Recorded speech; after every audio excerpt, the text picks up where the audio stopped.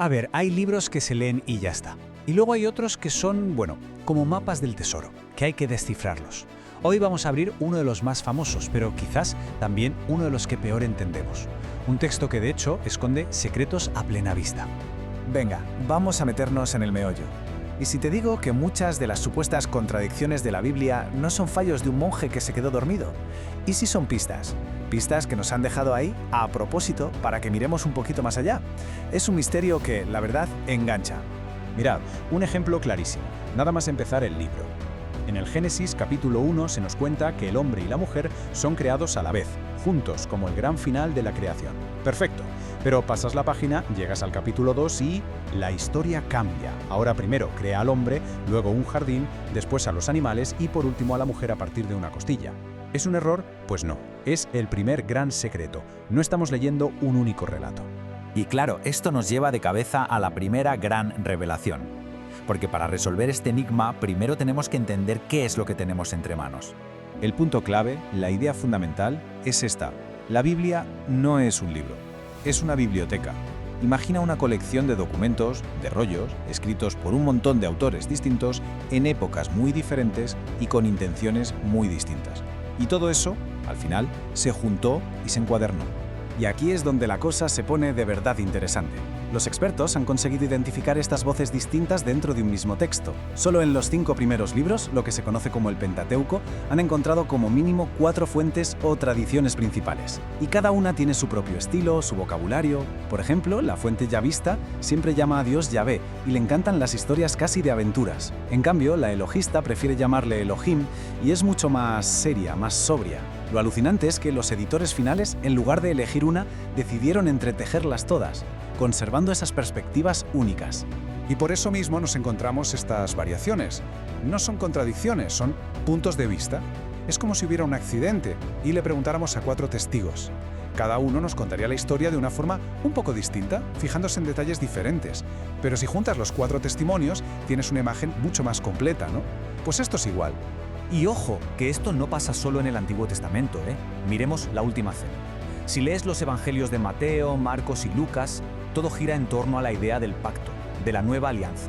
Pero luego llega Pablo, lo cuenta en su carta a los Corintios, y su enfoque es otro. Lo importante para él es el mandato de repetirlo en memoria mía. Es la misma escena, pero con enfoques teológicos distintos para públicos distintos. De verdad, es fascinante.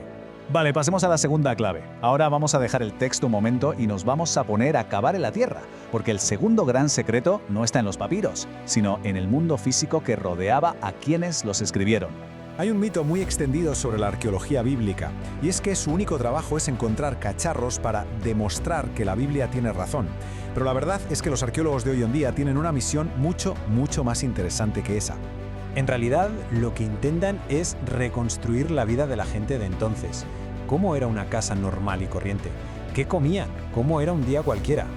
No buscan confirmar una creencia, sino darle color, darle textura, darle una tercera dimensión a esas historias que leemos. Y lo que encuentran a veces lo cambia todo. De repente entiendes por qué en la Biblia hay gente durmiendo en los tejados. Es que los usaban como una habitación más, como un espacio de trabajo. ¿O por qué metían a los animales en la planta de abajo de la casa? Pues para que el calor que desprendían subiera y calentara a la familia que vivía arriba. Encontrar, por ejemplo, herramientas de pesca en las ruinas de Betsaida, el pueblo de Pedro, hace que la historia de los apóstoles pescadores se sienta, no sé, real, tangible. Bien, ya tenemos la biblioteca de textos por un lado y el mundo reconstruido por la arqueología por otro. Pero nos falta una pieza. El tercer secreto son las herramientas, las reglas del juego que usan los expertos para que todo encaje.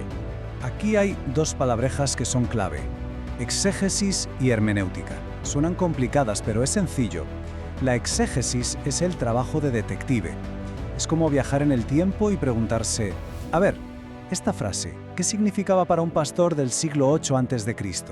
Es mirar hacia atrás. Y la hermenéutica es el paso siguiente.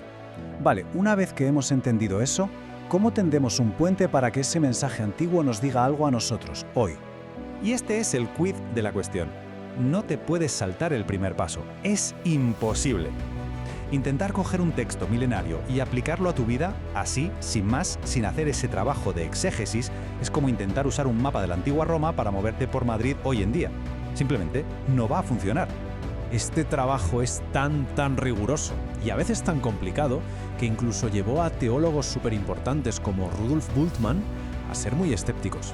Llegó a decir que del Jesús histórico, del de verdad, no podíamos saber casi nada, que estaba enterrado bajo capas y capas de interpretación y leyenda. Y sin embargo, la cosa no acaba ahí. La investigación sigue. Este diálogo entre el texto y las piedras que van apareciendo sigue muy vivo, y a veces una simple inscripción en una roca puede darle la vuelta a debates que parecían cerrados para siempre. Y este es un ejemplo perfecto.